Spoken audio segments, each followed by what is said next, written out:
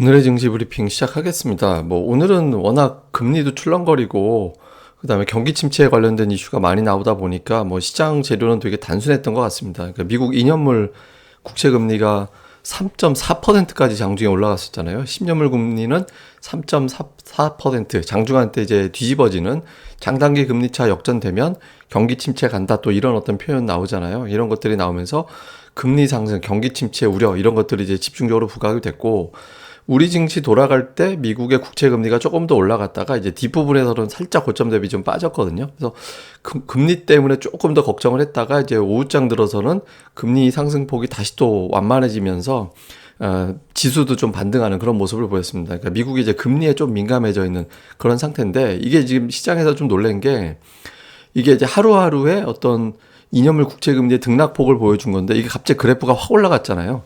그러니까 이틀 동안 2년물 국채 금리가 올라간 폭으로는 2008년도 이후에 최고였어요. 그러니까 2008년도에 이틀 동안 확 올라간 적이 있었는데, 그 이후로는 가장 높은 수준. 그러니까 2008년도 금융위기 때나 봤던 변동성이 나타났다. 그래서 이게 진짜 경기에 큰 심각한 문제 생긴 거 아니냐, 이런 걱정이 오전장까지 돌면서 지수가 또 하락하는 그런 모습을 좀 보였죠.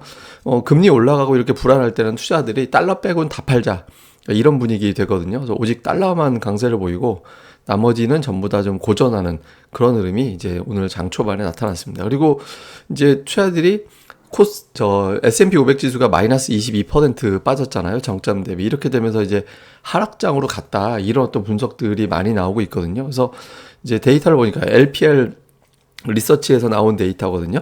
이 데이터를 봤더니 역대 이제 2차 대전 이후에 하락장으로 갔을 때 평균적으로 29% 정도 빠졌고, 하락하는 기간은 11.4개월 정도 걸렸다라는 거예요. 근데 이제 지금 현재까지 S&P 500 지수가 22%, 그리고 이제 6개월 동안 빠져 있거든요. 그래서 이 평균대를 본다라면 향후에 한 5개월 정도, 한 7%, 8%더 빠지겠네, 이런 어떤 데이터도 나올 수 있죠. 그러니까 막 이런 자료들 나오니까 투자자들의 걱정이 또 커진 데다가, 그리고 또 이제 최근 들어서 풋 관련된, 그러니까 이게 이제 풋콜 레이쇼라는 건데, 이제 이게 숫자가 1보다 높으면은 풋에 대한 베팅이 늘어나는 거고, 1 이하에 있으면 콜에 대한 베팅이 늘어난다라는 거죠. 그러니까 투자들이 워낙 겁먹고 있다 보니까 이 수치도 1.3까지 올라가 있거든요. 그러니까 풋 옵션의 베팅이 집중돼 있다. 근데 제가 이제 주말에 이 지표가 너무 높게 가면 역방향으로 이쪽에 몰렸으니 반대로 또 흔들어야지라고 생각하는 투자들이 나오게 되거든요. 그래서 이게 어찌 보면 단기적으로 기술적 반등이 나올 수도 있다라는 신호가 될 수는 있는데, 어쨌든 적어도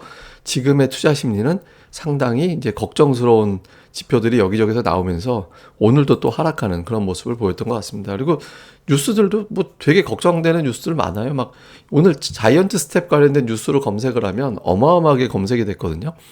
연준에서는 저렇게 할지 안 할지 알 수는 없는데, 막 저런 이야기 막 쏟아져 나오면서 이제 어마어마하게 금리를 올리면 한미 금리 차 역전되면서 자금 또 빠져나가는 거 아니냐, 환율은 폭등할 텐데, 이런 걱정이 나오고, 모건 스탠리 CEO는 경기 침체 확률이 50%다. 그다음에 미국의 경제학자들은 내년도까지 70% 확률, 70% 정도 경기 침체를 택하더라, 그걸 나올 것으로 본다더라, 이런 내용들의 보도가 막 나왔잖아요.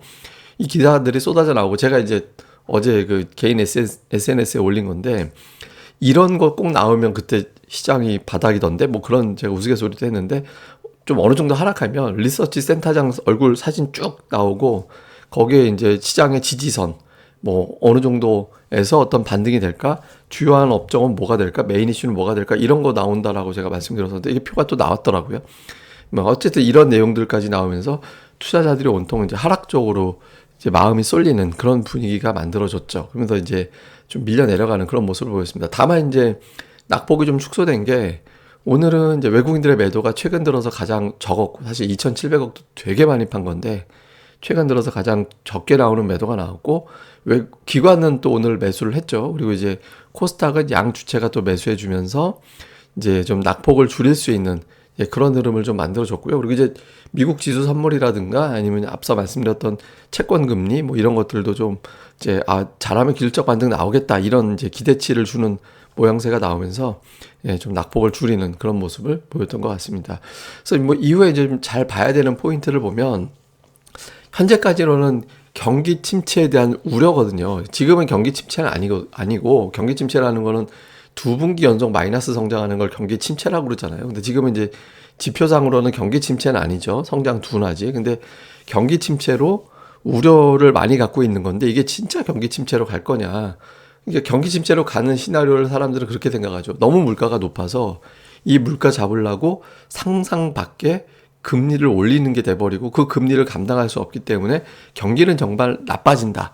그럼 우리가 이제 가장 기초로 돌아와서 그러면 금리를 그렇게까지 빨리 올려야 되는 상황이 뭐냐? 국제유가거든요. 그래서 국제유가가 어떻게 되느냐에 따라서 이게 이제 계속 그냥 우려만 갖고 해결될 수도 있는 거고 이게 아니다. 진짜 경기 침체 간다. 이렇게 될 수 있는 거죠.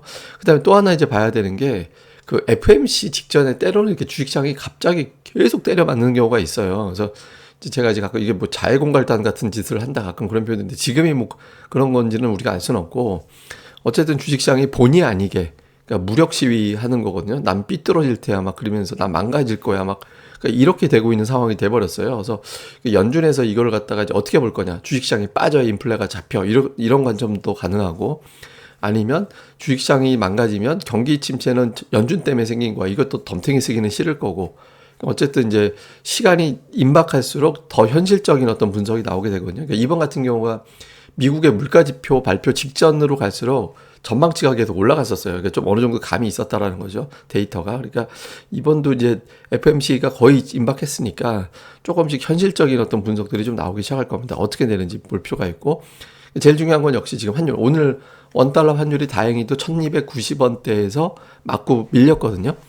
다음에 이제 국제유가는 120달러에서 일단은 멈춰죠. 사실 국제유가가 안 빠지는 거는 놀라운 거예요. 지금 경기 침체 걱정을 하는데 유가가 안 빠져요. 사우디까지 간다는데도 안 빠지고 있거든요. 그래서 이게 지금 확 하도 빠져나와야 되는데 어쨌든 이제 환율이 오늘 찍었던 고점이 연중 최고치 수준이니까 여기서 이제 완전히 정점 쳤다라는 시그널이 나오면 외국인들의 매매가 더 부드러워질 수 있죠. 그러니까 환율이 이제는 1290원대를 좀 안 봤으면 좋겠다. 그러니까 이 상황이 되느냐, 그리고 이제 국제유가가 그게 뒷받침되느냐가 중요하고, 오늘 뭐 종목은 이제 금리 올라가니까 이제 금융도 올랐을 거고, 2차 전지는 중국에서 이제 전기차 보조금 지급 관련된 뉴스가 나와서 2차 전지주는 올라가고, 뭐 그 외에는 뭐 창투사들 일부 올라가고 했는데 종목별로 다 종목 장세로 바뀌어서 이렇게 좀 의미를 두기는 좀 애매한 것 같습니다. 그래서 예, 종목별로는 이렇게 올라갔고, 근데 제가 이제 주말에 올려드린 건데 미국이 CPI 발표할 때 예상치를 상회하는 대부분 다 예상치를 무조건 다 넘겼었잖아요. 근데 그때 미국의 CPI는 발표할 때 하루 정도 또는 하루 반 정도 반영되고 끝났다. 이게 이제 이때 이랬고, 그 5월에 발표됐을 때를 보면 이때 이제 보시면 지금하고 좀 비슷하긴 해요. 그러니까 이제 CPI가 예상치를 넘어갔고 근원 CPI도 예상치를 넘겼던 그런 상황이었거든요. 지금보다 근원 CPI 같은 경우는 예상치를 넘긴 폭이 더 컸었어요. 그랬더니 음봉 맞고 그때도 이제 5일 연속에서 이제 음봉 맞은 상태에서 이제 그 다음에 또 빠졌다가 이제 그때 낙폭을 줄이는 형태가 됐었거든요. 그래서 제가 CPI 발표 때문에 빠지는 건 일반적인 경우는 하루 반 정도로 지나갔었다. 그래서 이번에도 이제 그렇게 됐지 않을까? 그렇게 되면 다른 재료, 그 다음에 올라간다는 게 아니라 재료가 이제 바뀌게 될 텐데 뭐가 메인 재료가 될 거냐. 지금 또 FMC가 직전이라서 또 상황을 봐야겠지만 어쨌든 오늘 상황은 이제 5월하고 되게 비슷하게 나타나는 그런 모습을 좀 보였습니다. 그러니까 5월엔 또 그 이후에 좀 반등이 나오긴 했거든요. 그래서 이번에도 과연 그렇게 될지 하나. 다음에 또 하나는 이번에 좀 과격하게 어제 같은 경우 그 정도의 폭락이 나왔던 게 이게 뭐냐면 구글 트렌드에서 경기 침체를 검색을 했을 때 나오는 거예요. 이게 데이터가 뚝 떨어져 있잖아요.